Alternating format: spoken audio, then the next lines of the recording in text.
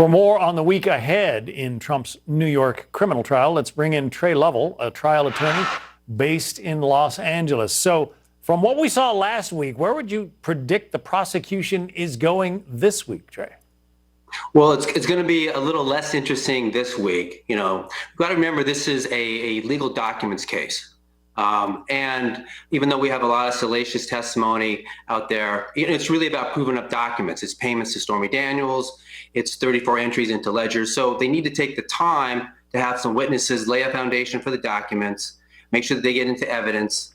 So this is going to constitute more rudimentary witnesses, shorter times on the stand, a little less interesting testimony. But then we'll eventually get to the more substantive testimony with Michael Cohen and Stormy Daniels. The prosecution, you say, is trying to take two legal acts and mash them together into an illegal act. Do I have that right?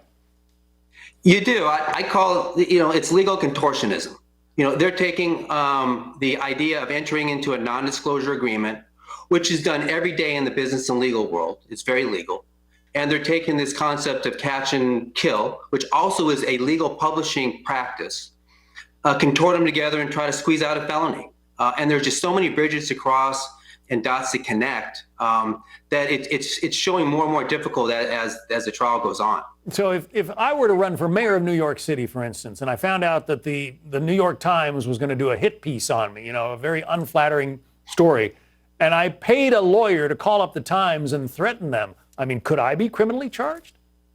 Well, I don't know if necessarily be threatening them, but it would have to be a deal. If you're selling the rights to a story and somebody else is purchasing those rights, they're purchasing the right to do whatever they want with it.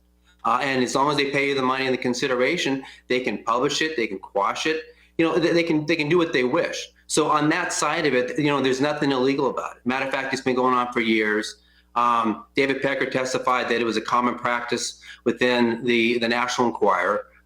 So on its face, there's nothing wrong with that. Interesting. All right, Tre Lovell, we're going to have to say goodbye. Thanks very much. Thank you.